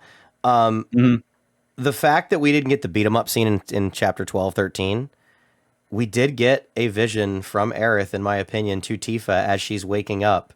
All these people trying to say, wake up, Aerith, and what do you see? You see Sephiroth walking away with Cloud. Yeah. They showed us that in chapter 9. Mm-hmm. So when we get to chapter 12 and he's like, are you done talking? Like, Aerith already knows, real Aerith already knows that he's going down a bad path, a really bad path. To the point where I wonder if when Zack gets there, are we going to have to fight Cloud? Like, I think we're going to have a moment. I think there is going to be a Cloud boss fight in part 3, but I think it's going to be either a 1v1 Zack versus Cloud or a 1v1 Tifa versus Cloud. I would love either one of those. That is a fantastic idea. But I will say, I want to throw in a wrinkle about like the scene you said about the blade and everything. I don't think they're going to pull back on that whatsoever. I think that it happened. You see Cloud going like, and then flashing over here and then flashing like he's talking. We're going to get that my hands are dry. My mouth is dry. I can't see. We're going to get that whole thing. I think that's what ripping back his memories is going to be about this time.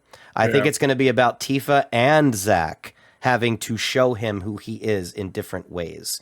Yeah. Where I would turn that up is I would have Zack then get impaled. But that's just because me and my crazy Dark Sephiroth fucking up their glee. But here's the biggest thing. What do you think that rift in the sky is? I want to talk about the rift in the sky, if we can get to that. I think that'd be an interesting topic. So I've thought about this, and I've come to the conclusion that I have no fucking idea what that rift in the sky is. So I would love to hear your guys' opinions on that. Well, I know that it's a theory, Cruxer. So I know that rift appears in the sky in the OG when Tifa's in the live stream. And I know that Aerith is so we talk about Omni Aerith or New Game Plus Aerith or whatever it is, who she Game really Shark is, Aerith. Yeah, Game Shark Aerith. Like, exactly. You know, Journey 3 Aerith, Journey 4 Aerith. But we talk about that, and I think it might just be that. So it could be two things. Either one, it could be this incredibly deep cut that they've been cooking for 30 years, where Aerith is all powerful and all knowing, and she's known for all time and whatever. Or it could be a MacGuffin that they're throwing out there for us to talk about. True. Because it means nothing. Very true. Who knows? I want to hear your thoughts, because I know you have more on this. So, like, I had it very clear in my head that rift in the sky was like the same thing the game told us what it was. It was, this world is ending, and oh my god, and you see Cloud at the end can see it. And again, you can just say that you don't trust Cloud's perspective. You can talk. We can negotiate the ending of this game every freaking way. And like you said, they did that on purpose. But there was, again, with the Ultimania coming out and the developers clarifying a few things, they said something about that rift that bothers me, and it makes me question everything. They said that rift may not mean what you think it means. Why would the fuck they say that? Like, that is such a weird thing to throw at us right now for 3 more years of the final theory crafting. And the fact that it shows up in the OG at that point, they have already said in the OG that the reason Tifa is able to save Cloud at all is because Aerith is helping her. Aerith is keeping the life stream from killing her so that she can bring him out of it. If that's true, what if that is her fucking pocket of protection? What if that ring is her protection? And he can see it in his head because Sephiroth literally said, you know, I'm going to give you this gift. You can see now. You know what I mean? So that can mean it can mean a bunch of things. But why was it in that particular purgatory world, this lost universe world, where everybody's like, kumbaya, we're going to die tomorrow. We're cool with it. What if those are the souls that, like, Aerith is literally passing through the life stream? And that's her, like, I'm going to help you pass on pocket. What if that's what we had Zack in this whole time, and she's preserving him without telling him? Because this is the thing in the end of the game that really gets me, because I watched it really closely when you beat it. The rainbows and what people think the rainbows mean. When Sephiroth literally jacks Zack off the fucking pedestal of the Sector 5 church and says, no, not you, it's blackness and whispers, and it's like the rainbows catch him and put him in the fucking place he needs to be. I think Aerith is working hard and whooping Sephiroth's ass in this story. I definitely agree with you where I think it's definitely Aerith who is doing all of this Zack magic. She's doing the whole end of the game, I think. Yeah. Because Sephiroth is trying to combine the timelines and win, and I think Aerith literally steps up and says, we need to stop this now. And puts the party, Genova, Zack, all this happening, and then steps into... So, like, here's... Last thing, and I'll shut up for a minute. If that was Aerith's world and her little pocket, then I think the end of Infinity we saw at the end of Remake is Sephiroth's. If they're both in the live stream and they're both... The Titanic battle is happening beneath the surface, what if they all have their own little spaces? And the reason Sephiroth looks at her at the end of the game and says, I underestimated you, is because she walked the fuck in his. He grabbed Cloud and was going to try to fuck up Cloud, and Aerith said, nope. Mama's home. And Aerith, and that's why Sephiroth is like, all right, see ya. Yeah, and then and takes off. And Aerith's like, this isn't done yet. Yeah, Earth 2 Aerith came in. I think that's what that is. Yeah. It sounds pretty good. Yeah, that's my theory, at least loosely. But beyond that, it's a lot of guess. It's a lot of guessing. We really don't know shit. I could know absolutely nothing. I'm just trying to not be one, this is the way, you know? This is kind of something that I've been debating for a bit, because we're talking about the ending, and like this is the good stuff. Let's go. Yeah, I have not seen too much YouTube deep dive. I've rewatched my own stream just so I can see what I saw again. I have a question that maybe you guys might feel one way or the other, but what would you think if Sephiroth is not the final battle in 3? You know, because they did it in 1, and this was my problem with 1. Not to mention, like I had issues with how Sephiroth was presented in Remake, because I love that was where some of my issues with the series started coming in, because I love the Trail of Blood. I love the whole build-up. The idea that unless you, like, if you just had the digital copy, you did not have the strategy guide, you did not have the directional booklet, you just had the game.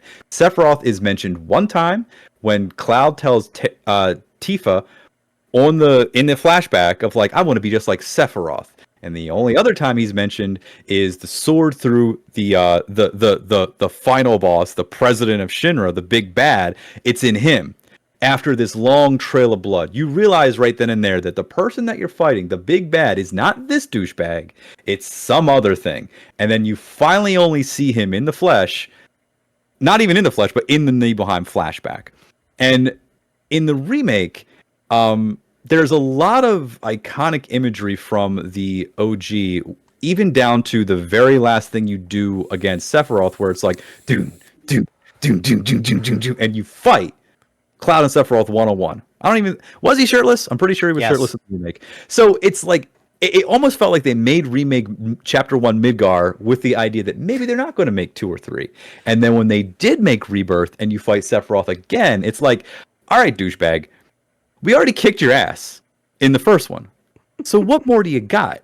And when I was watching, I was thinking to myself, we can talk about things like 7 seconds to the end and all that other kind of bullshit, but what if the big MacGuffin really is that maybe Sephiroth isn't the final boss? Because what, are we going to fight Safer Sephiroth at the end? I mean, he hasn't appeared yet. We fought Bizarro Sephiroth. That'll be one of the 6 bosses at the end of the next game. But is there going to be something after Sephiroth? It's either going to be some sort of other variant of Sephiroth that we've never seen before anywhere, or it's going to be somebody else. Because they've kind of blown their load with Sephiroth. I don't think they have. You don't think they have? No, I think they're doing it because if you take all the Sephiroth shit at the end of both games away, they're duds at the end. You get off the freeway and you stop.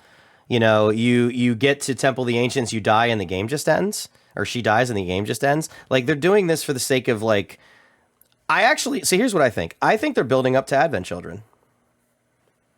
I think that's what the real Sephiroth in the end is going to be. It's going to be like Infinity, endless, timeless, like Advent Children Sephiroth. I think that's where they're going to go. Because is it going to be Sephiroth, or is it going to be like Genesis? I think it's going to be Sephiroth because they already said that he released his humanity and took Jenova fully at the end of the first game. Like, when he went to the live stream, that was what he did. He became what he considers his pure Jenova self. So, does anyone else think that Sephiroth is a tragic character? No. So in the original game, and I hate saying in the original game, but in the original game, when you first learn of Sephiroth, he does have humanity. Mm-hmm. He stops and poses to take a picture. He does little things like, "Hey, go have fun and relax." Even in the flashback in Rebirth, he's actually pretty, like, he saves Tifa and he takes a mentor role when Cloud. I liked him a lot in Chapter 1. He was excellent. What is materia? And Sephiroth takes this mentor role, like, well, materia is this, and magic is this. And he has a genuine moment of reflection when he thinks about Hojo, when Cloud's like, isn't that like mysterious stuff? And he's like, ha, ha, ha, ha, ha. And he has a human side. Sephiroth's original plan, Sephiroth's original goal was, hey, Jenova is an ancient. Even though that's not true, that's what it says in Professor Gast's papers in Nibelheim's, in Shinra's mansion.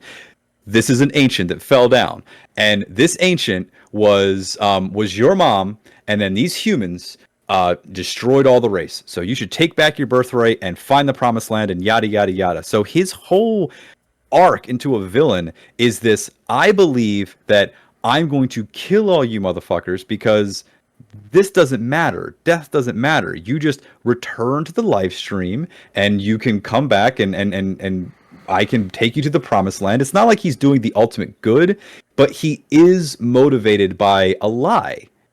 And then when you meet him in the future, when you meet him in present day, his motivation is totally changed. Yeah. He no longer cares if he's an ancient. He no longer cares about any of that. He just cares about bringing ultimate destruction to the planet to become the one being whatever. And even in the end, when you get to North Crater, he has an alliance with Jenova.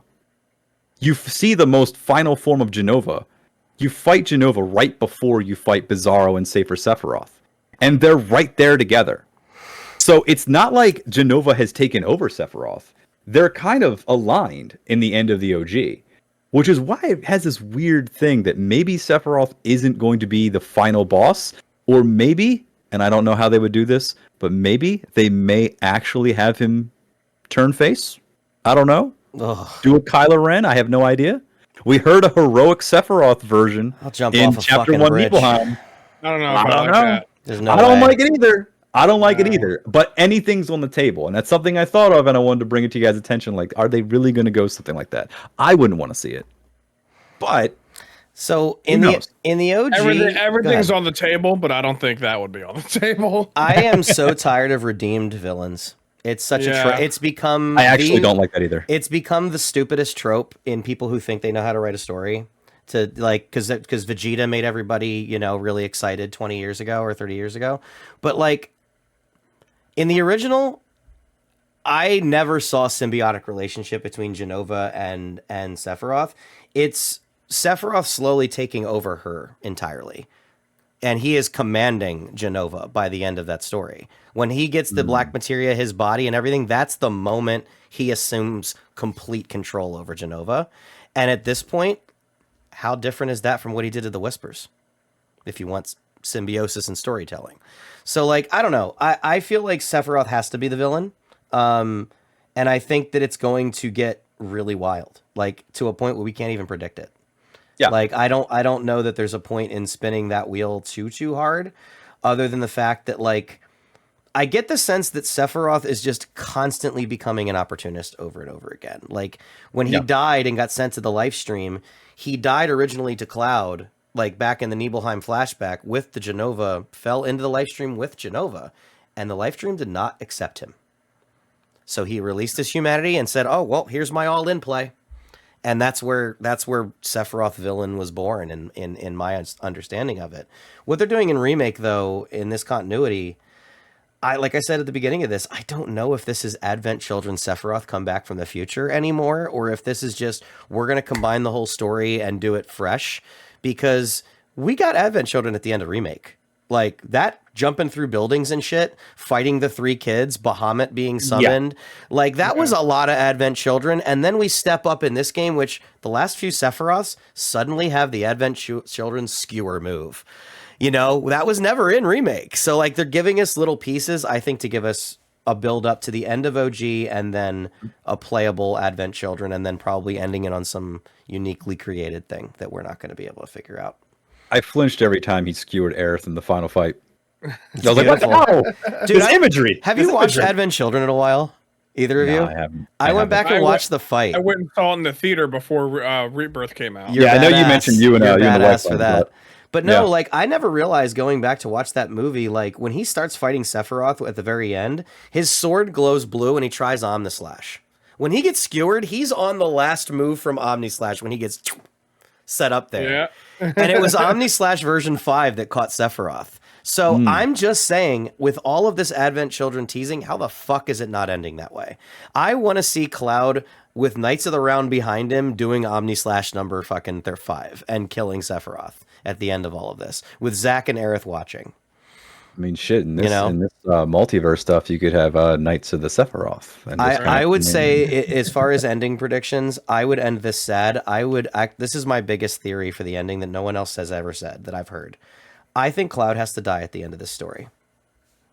I've thought that too, because they talk about the soldier degradation, the cells degrading and things like that. Yeah. And I mean, look what happened to Roach. Roach is that's the thing. It's kind of like, that's kind of like the Chekhov's gun a bit. It's like, here's Roach. He's just like you. He's a soldier, and he might be on like the super cocaine Mako, but he's still you. This is what's going to happen. Hojo gave him some Sephiroth cells at the end there. Just say it. It's like, this is what will happen to you. And yeah, I'm. That is not out of the realm of possibility for Cloud to die, because I mean, realistically, in Advent Children, the party. I mean, Cloud is kind of broken, because you got to think about it. Like, it's absolutely broken. Yeah, I know that I am much more of a Tifa than an Aerith guy, but I will accept that I'm pretty sure that Aerith is the canonical, mate for Cloud. I feel that Tifa's the childhood friend. They've kept that real ambiguous on purpose again. Tifa's like the motherly figure that's like, she cares about everyone, she's nurturing and things like that. And also, both Cloud and Tifa experience they are very linked, even in their grief, because while Cloud loses his love interest, Tifa loses her best friend. And so there is just that feeling where, for him to die in the end, it does make some sense. In Advent Children, they're all kind of broken by that point, and it's like Cloud's never going to like love anyone again, man. You know, Tifa may love Cloud, but it's like we've just been through so much that it might just be best just to go, okay, we'll give him a peaceful rep. Put the old Yeller to bed. You know what I mean? Like maybe he does need to. Maybe they don't shoot him, but you know, like I he think goes on to blaze the glory or relationship to bed.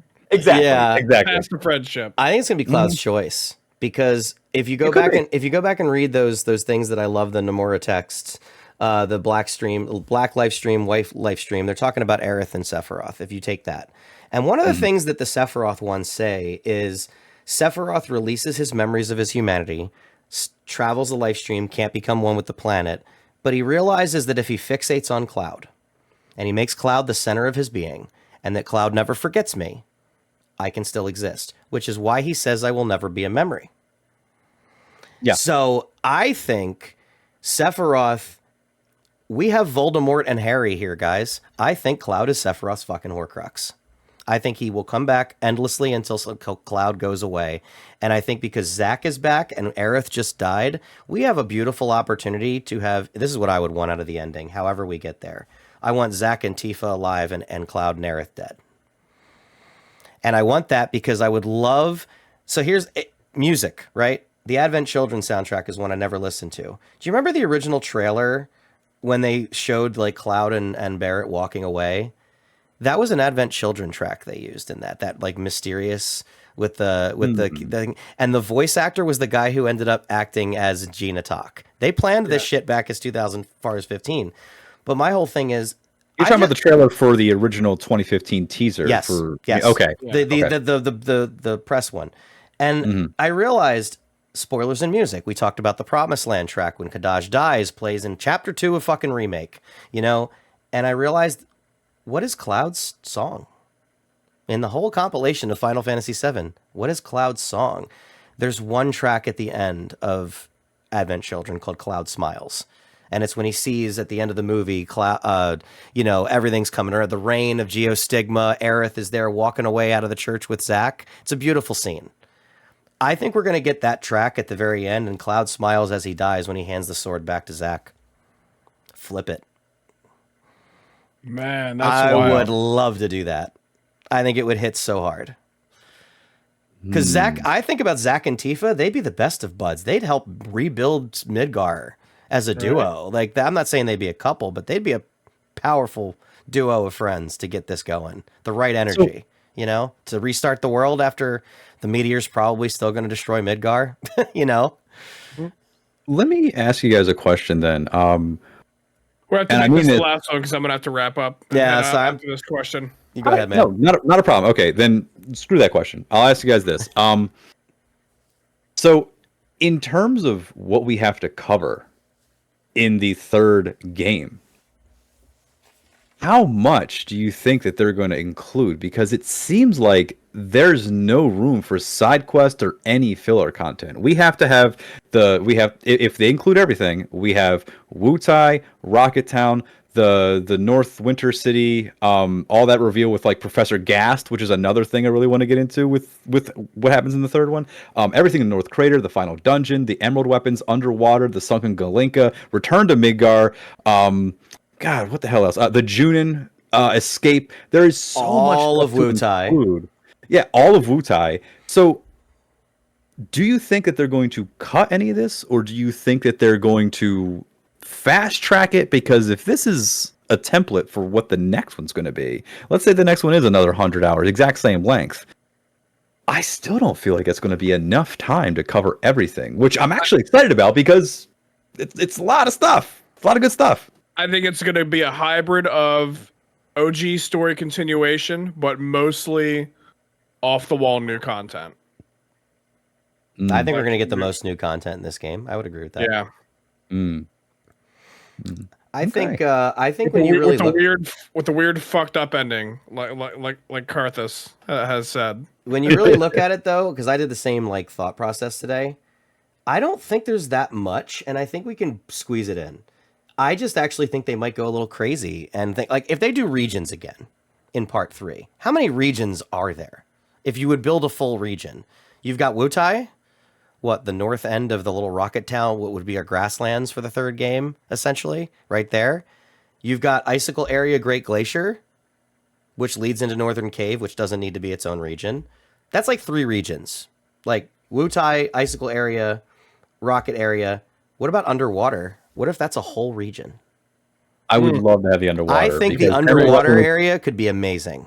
Emerald and Ultimate and Diamond weapons scared the shit out of me as a kid when you just bumped into them in underwater or in the sky. I have to have because think about how they could take the underwater if they made a region. Like let's say that they give us because we had Grasslands Junon. Well, let's say that we go Rocket Area underwater, for example. I don't know what would be in the underwater region. I wrote this down earlier, and I was actually surprised how much was there. The Junon sequence, that whole thing under Junon. Yeah. The Gelnica, it's a whole thing. Emerald weapon. Here's a dark horse, Sapphire weapon, the one that gets its head blown off. That's an underwater weapon. We could have that. That crater where the Emerald weapon is found is supposedly that crater in lore was made by Sapphire. Because Emerald and Ruby were made for America. They weren't in the original story. So you could have both weapons. The Key to the Ancients, huge plot point. And honestly, all of Vincent's fucking backstory. The Lucretia Cave. That can all be that. Shit. And I was like, you know what? This actually kind of makes sense as a region. Are we going to get a fucking underwater region? I like that idea. I like that idea a lot. I like that idea a lot with the entire underwater thing. Yeah. So basically it'll be Subnautica. Final Fantasy. We get Subnautica for fucking 25 hours. Why not? Who says they can't do it? After what they did with this game, I can't doubt it. Like, I think there's 3 or 4 regions. We just had 6. You do 3 or 4 regions and all the rest is endgame. I think we can pull it off. And they can still include all of these big land masses, and if they need to do something inside of a town, like the whole Midgar raid, they can have that as a separate zone. You just don't go in. There's no key to Midgar in this one, maybe, or like Bone Village maybe gets excluded. I don't know, but but just I don't know. I think that there is a lot of good stuff to be happening for the third one. And I really like the idea of the underwater being a zone. And we can still, I mean, again, we still have to figure out how they're going to get the high wind flying around and all that other kind of stuff. And who knows if they'll have chocobo breeding. I don't know. It's probably not a thing. But still, I think that, like, I think there's still a lot of really good shit that they're going to be covering. And there's going to be a lot more good stuff. Like, there's still a lot more tracks that we still haven't used and remixed. And I don't know how much it's going to improve the combat system and things like that. But yeah, I am excited for the third one. I can't wait to hear that music. Prolokar, let me ask you, what do you think the third game is going to be called? Final Fantasy Revenge. Thought you were going to say Revengeance, and I was going to be like, give your real answer. They can't use Reunion because they use that for Crisis Core. They can't use Revenge because that's just too weird. It might be like, you know. Yeah, I think Rock, I already know yours. I think it's Reborn. I think is the one that you were floating. Reunited or Reborn? I feel like Reunited. Reunited's good. Reunited or Reborn. Maybe Returns feels a little too on the nose for the Lord of the Rings comparisons and stuff you've made. Recovery, maybe. I think because like I look at Remake and Rebirth. I look at Remake and Rebirth, and I think that it's like Sephiroth is remaking things with our help, and then he is rebirthing his power through the time. So what's the third one going to be? It's probably going to be Cloud and the Party related, right? It could be a theme of like remake, rebirth, something. Reborn would be a reborn timeline if Zach lives through it. I mean, that'd be a very easy through line there, but I just wonder if they're going to continue Final Fantasy after this. How do they finish Sephiroth in this game? They already said that they're going to be doing more content after this. So I don't want a Palpatine can come back again ending though. I really don't. Somehow. I don't. Somehow Palpatine returned. They can fly now. All right, so I guess we can wrap up here. Right. Any final thoughts anyone wants to get out there before we just kind of say goodbye and all that kind of stuff? I appreciate everything. Okay. This has been awesome fun time. Thank you guys. Alrighty, guys. Well, I'll let you guys go, and you guys can check out Pat Anthony Maryland. I don't know what your new schedule is, but I know you just got moving, so I don't know if you have a schedule now or not, Patty. Well, I'm still going back to nights, 11:30 start times this Tuesday and Thursday. I did just put in a request at work to move to daytime, so if that gets accepted, I'll be doing more primetime streams during the week. So we shall see, and Sunday afternoons. That's good. Yeah. And Rock, do you know what your schedule is going to be? I know you're still newer to stream, getting back into the streaming. Here. I actually was going to try to aim for Tuesday, Thursday to start. It's been a while. I'm still kind of getting the whole thing back in, which is why I really appreciate you guys letting me come on and do this with you and get my feet wet. I'm sorry if I talk too much out of nerves. That's what it is. You are totally This was great. I had so much fun. And hey, look, I've been doing this for 2 years, and Patty had to tell me how to set up a Discord call. So don't worry, it happens on stream. It's all good. I'm glad you even let me be included in that, because I'm sitting here like I have a window with one face on it. What do you want? Like I don't know what to do. I cannot have this kind of conversation without you, and obviously anyone else who wants to enjoy. And also, I guess yeah. Prolokar live every Monday, Wednesday, and Friday night on Twitch and on YouTube at 9:30 on the East Coast. All right, gentlemen, it's been a pleasure. Absolutely. You too. Take care, guys. All righty. Take care, guys.